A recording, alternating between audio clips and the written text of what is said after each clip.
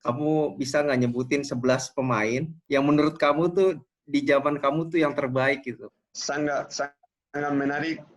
Hanya saja kalau ada pemain masa lalu jangan tersinggung karena saya dikasih kesempatan 11 orang saja. Assalamualaikum warahmatullahi wabarakatuh. Top scorer, jumpa lagi bersama gue Ricky dan rekan gue Saya Mas Mas Det Det. dalam program Warung Pojok Olahraga di channel YouTube topscore.id. Kali ini kita udah kedatangan bintang tamu spesial karena jauh nih dari Uruguay. Dia mantan pemain Pelita Krakatau Steel, Cilegon, lalu pernah juga di Persita, PSMS Medan, Persiba, dan pernah bawa Arema FC juara. Lalu sekarang dia juga sudah punya lisensi AFC Pro. Siapa lagi kalau bukan Esteban Duilien. ¿Cómo estás, Esteban? Halo, apa kabar? Senang sekali dikontak lagi dari negara kedua saya, Indonesia, oleh harian Top Score yang kebetulan saya langganan setia pada saat saya tinggal di Tangerang. Oh, luar biasa, terima kasih.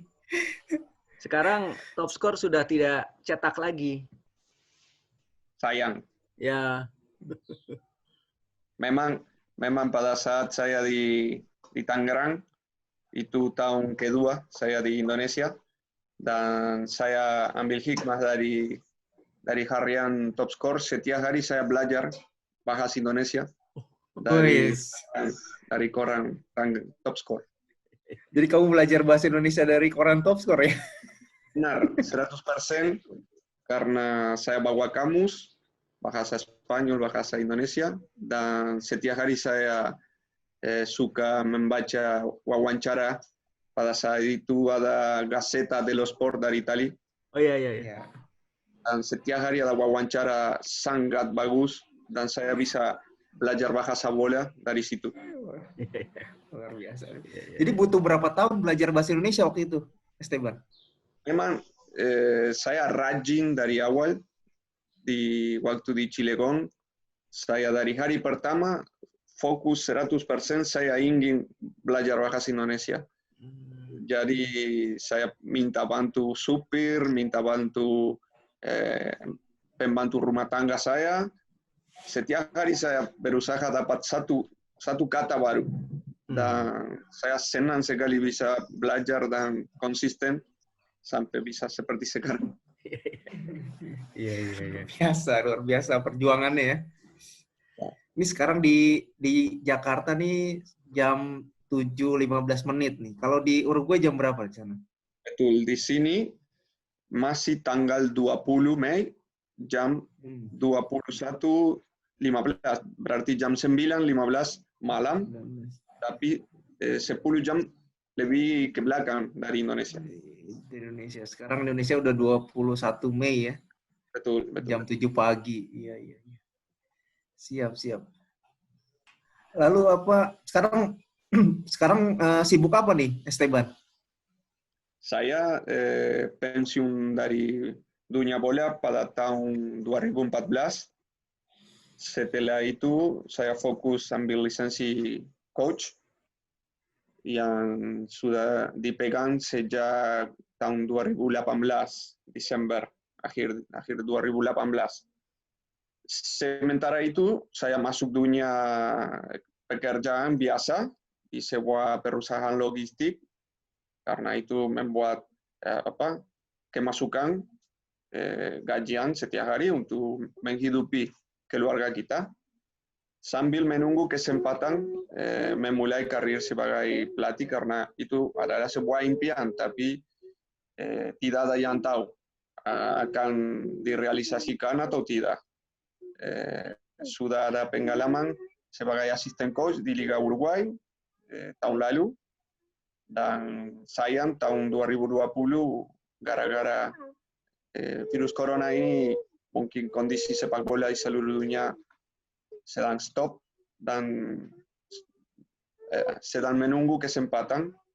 Sambil menunggu kesempatannya, saya pekerjaan biasa setiap hari ada. Oh, pandemi di Uruguay bagaimana situasinya, Esteban?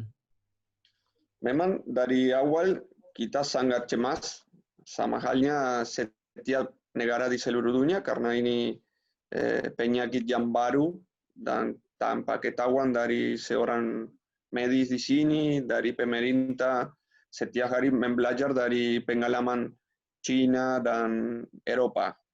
Jadi mungkin kita beruntung dapat pengalamannya yang buruk dari tempat-tempat yang lebih susah dan bisa mengantisipasi. Sampai hari ini memang kondisi di sini bisa dibilang stabil. Orang yang terinfeksi sedikit, persentase sedikit, dan orang yang meninggal dunia hanya 20 orang. Walaupun di sini populasi warga negara di sini bisa dibilang kecil. Kita di Uruguay hanya 3 juta orang. Itu tidak ada lockdown ya di sana? Belum ada. Hanya di perbatasan dan di bandara ada penerbangan dari negara yang sangat terinfeksi, mungkin diatur dulu, tidak dikasih masuk langsung. Tapi dari sebagian negara yang belum ada infeksi yang tinggi, dikasih kesempatan datang. Iya, kita balik lagi ke kenangan ke Liga Indonesia. Kalau menurut Esteban, kenangan yang tidak terlupakan dari berkarir di Liga Indonesia itu apa?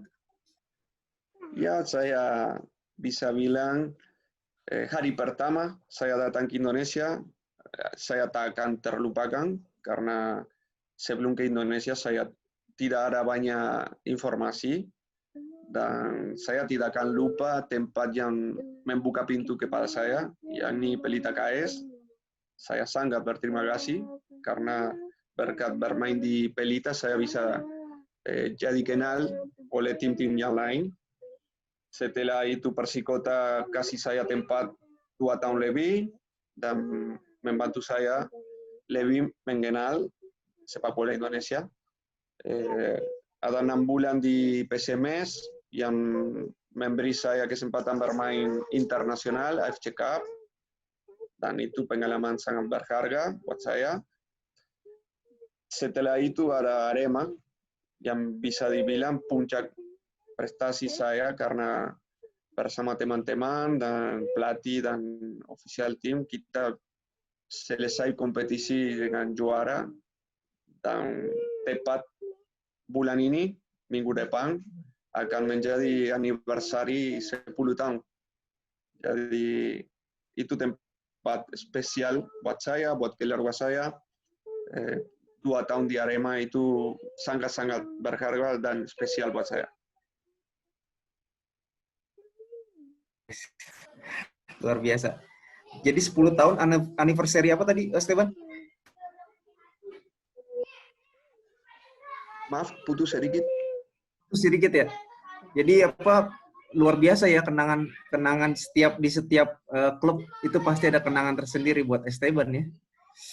Luar biasa.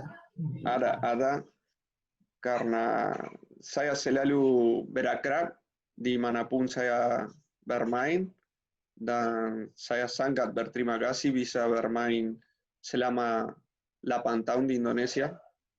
Jadi di keluarga saya tertanam di hati negara kamu buat kita. Jika kebalikannya, hal yang paling menyedihkan selama di Indonesia apa, Esteban? Ada juga di sepak bola ada minus, ada kurang. Di Pelita saya degradasi, walaupun saya sendiri merasa bermain apik, tim susah menang, selalu bermain di dasar klasmen dan pada akhirnya selisih gol kita degradasi waktu selisih kali. Di Persikota ada juga momen susah karena gara-gara kompetisi mau jadi dari 34 tim berkurang sampai 18, kita tidak masuk 18, itu dipaksa musim berikutnya main di Liga 2, jadi juga membuat susah. Di PSMS saya masuk putaran kedua, pada saat itu PSMS lagi dasar terakhir di klasmen. Walaupun begitu, saya bersama teman-teman putaran kedua bermain sangat bagus dan naik 3 posisi sampai playoff. Tapi di playoff melawan Persebaya adu penalti sampai di degradasi juga. Jadi pengalaman awal semakin susah. Tapi setelah itu dapat hadiah yang membalikan situasi dengan Arema. Nah, selama main di Indonesia tuh, apa sih kejadian paling lucu yang pernah kamu alami di Indonesia nih? Paling lucu karena kita tidak terbiasa dengan situasi Wamena, sangat jauh dari kota-kota yang lain, dan setelah berangkat dari Jakarta atau Malang, memang jauh beberapa skala, tapi terakhirnya harus masuk pesawat yang kecil, yang mungkin untuk 20 orang, dan itu pengalaman pertama di hidup saya, membuat sering bercanda bersama teman-teman, kita takut atau segitu, apalagi penerbangan malam, wah, sangat-sangat lucu, sekalian takut juga. Menegangkan ya?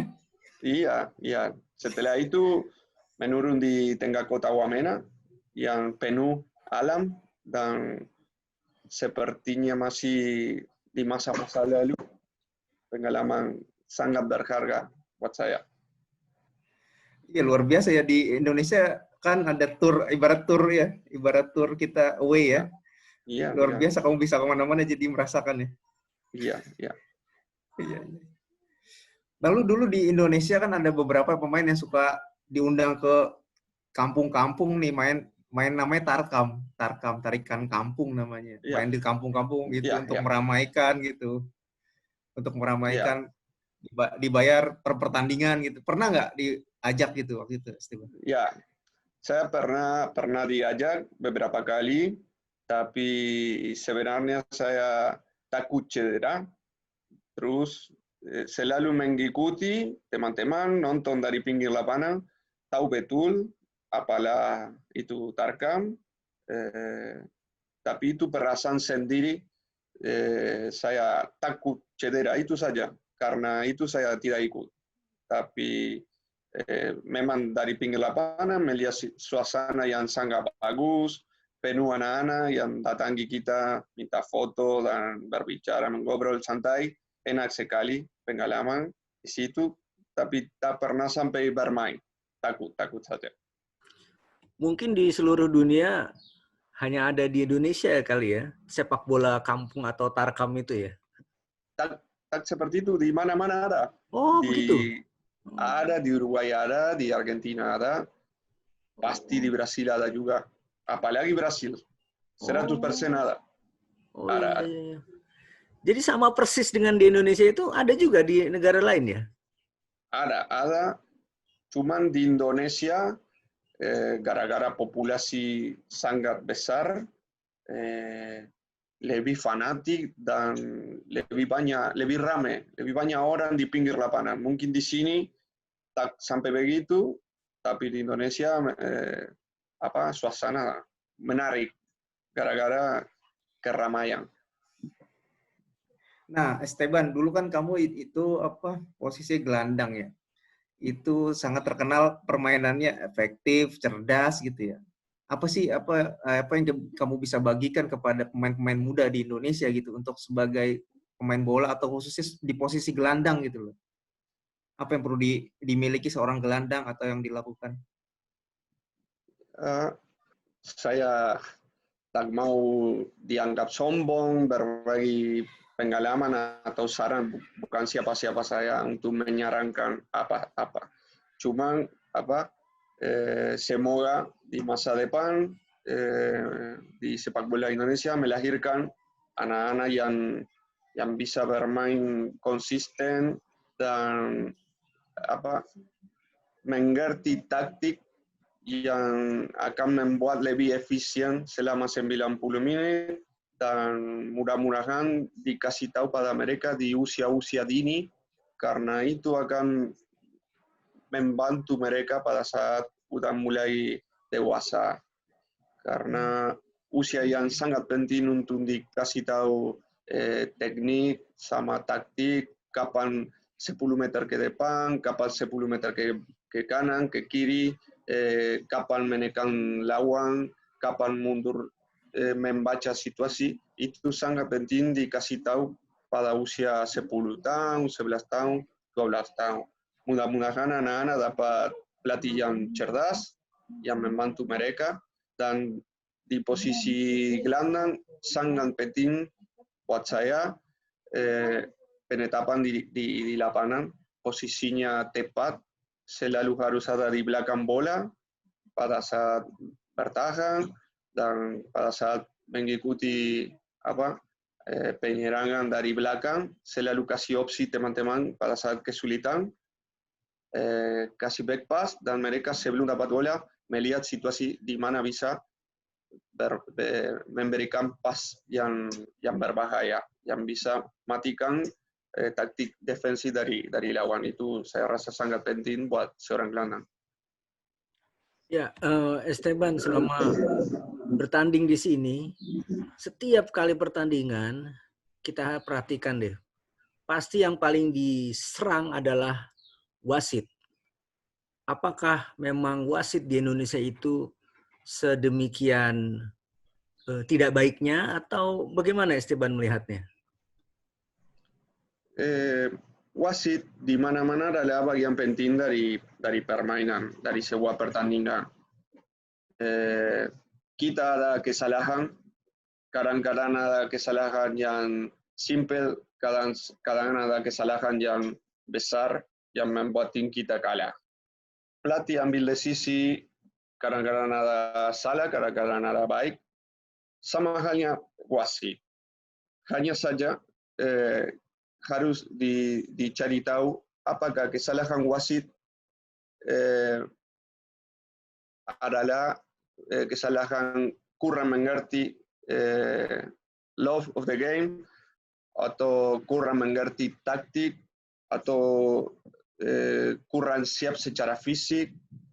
Saya rasa tidak ada masalah lebih belakang, lebih rumit di kelompok wasit.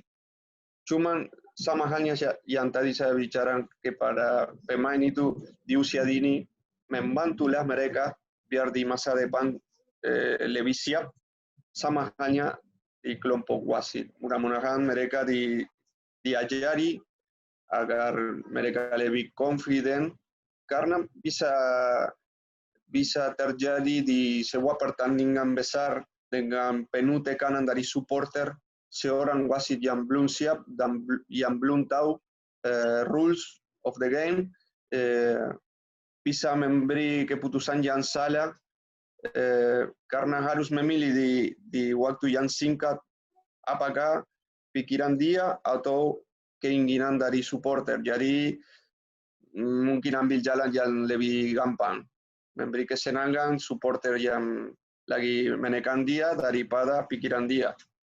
Kadang-kadang sesimpel itu. Lalu sekarang Esteban sudah punya lisensi AFC Pro ya? Iya. Ya. Sorry. Lisensi Pro FIFA ya, Pro FIFA. Karena saya ambil lisensi di Uruguay. Nah, itu dulu pernah ditawarin juga katanya di Indonesia untuk melatih juga ya? Memang di 2 tahun yang lalu ada keinginan dari Arema mengajak saya sebagai asisten. Pada saat itu saya belum rampung lisensi saya. dan Uruguay sangat jauh dari Indonesia, dan waktu itu saya memilih di sini aja karena saya tidak mau terbang ke sana, datang ke sana dan nanti ada verifikasi lisensi, mentok, dan disuruh pulang. Saya merasa masih muda, masih ada waktu untuk dapat kesempatan, dan saya sekarang sudah rampung lisensinya dan menunggu karena ada tawaran dari tim Liga 3. Saya masih belajar apakah waktu itu tepat, tim tepat buat saya atau belum. Jadi saya berharap di masa depan ada kesempatan, diberi kesempatan. Karena mungkin di dalam hati saya rasa ditakdirkan kembali ke Indonesia. Amin, amin, amin, amin. Bisa ini. Kayaknya saya juga melihat Anda akan balik lagi ke Indonesia sebagai pelatih nih. Mudah-mudahan. Mudah-mudahan. Ya, soalnya ini Esteban, kita tahu faktor bahasa itu penting sekali. Pelatih itu dengan bisa memahami bahasa para pemainnya itu, transformasi ilmu, taktik, strategi itu sangat penting. Kesatu, kedua, Ya. Esteban juga sangat paham sepak bola di Indonesia, sangat-sangat paham sepak bola di Indonesia dengan segala ciri khasnya gitu. Kami pikir Esteban memang harusnya datang, harus kembali datang ke sini. Ya, saya berterima kasih komentar Anda yang menurut Anda saya bisa berprestasi juga sebagai pelatih, kepercayaan yang berikan kepada saya.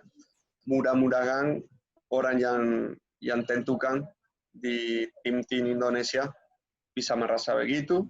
Saya merasa juga kepahaman bahasa dan ciri khas Indonesia adalah sebuah hal yang sangat diapresiasikan dan sangat penting buat seorang pelatih di Indonesia. Karena saya ada pengalaman sendiri pada saat saya pemain, beberapa pelatih asing dengan ketahuan yang sangat bagus, yang sangat modern, gagal, kalau bisa bilang gagal, susah beradaptasi di Indonesia hanya gara-gara komunikasi dengan pemain lokal. Saya rasa mungkin kalau saya dikasih kesempatan, saya bisa gagal karena tidak ada ketahuan, tapi tidak mungkin saya bisa dibilang gagal gara-gara komunikasi dengan pemain. Pada akhirnya, kalau kita penyimbangan apakah lebih penting, saya rasa komunikasi dengan pemain sangat penting. Esteban, saya ingin menguji ingatan kamu nih dulu waktu jadi pemain.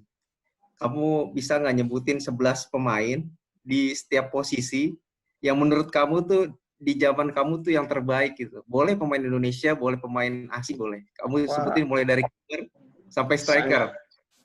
Sangat menarik. Hanya saja kalau ada pemain masa lalu jangan tersinggung karena saya dikasih kesempatan 11 orang saja. Kalau pikir di posisi kiper, Kurnia Mega. Di bek kanan saya menaruh Muhammad Ilham. Muhammad Nasuha. Kita satu tim di Pelita. Kalau bek kanan, full bek kanan, Pierre Nianca. Terus di full back kiri saya tentukan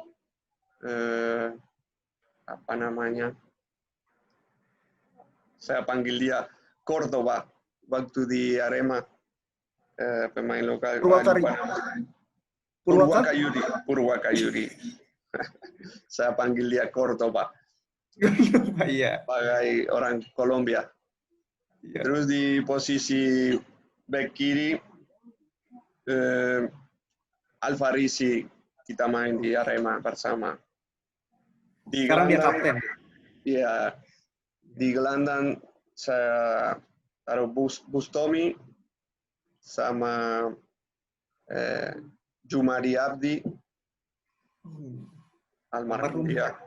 Ya, teman sangat dekat buat saya, Jumadi Abdi. Kita bermain di Pelita sama Persikota bersama. Saya akan memilih Gustavo Lopez. Gustavo Lopez, ya. Terus di atas ada Muhammad Ridwan, Noha Lanza, dan Roman Camelo. Luar biasa. Luar biasa, luar biasa. Masih dominasi tim juara waktu itu ya? Iya, saya kalau harus memilih harus pemain-pemain yang pernah bersama saya. Iya, betul. Makanya di antara mereka Gustavo Lopez kita tak pernah satu tim, tapi dia teman dekat. Jadi saya posisikan dia. Ini selama di Uruguay, apakah pernah bertemu dengan orang Indonesia juga, Esteban? Ada juga, ada kebetulan di pekerjaan saya, perusahaan logistik, 2 bulan yang lalu, saya ketemu orang dapur sebuah kapal cruiser, kapal turis. Dia turun, saya lagi berjalan, mendengar bahasa Indonesia, saya dekati dia langsung kenal sama saya, dan kita berbincang dan sampai berfoto bersama. Memang di Pelabuhan di sini, di daerah Pelabuhan, Montevideo, sering ada orang Indonesia yang berjalan, yang turis. Oh, berarti orang itu tahu sepak bola sekali ya, sampai dia mengenali Anda ya? Iya. Ya, dia fanatik sepak bola, orang muda katanya. Dia bilang, saya pemain pilihan orang tua dia. Jadi dia, aduh, jangan omong begitu, saya merasa tua sekarang.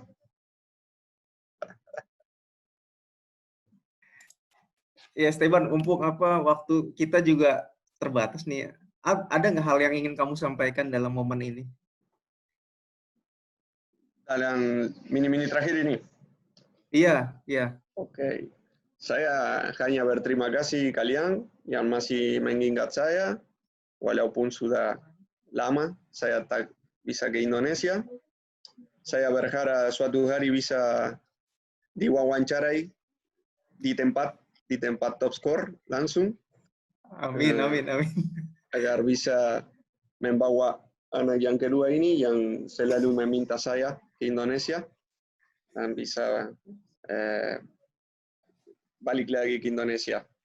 Di tengah pandemi ini saya berharap situasi ini tak begitu parah pada Indonesia dan semoga kesehatan ada pada seluruh orang di Indonesia.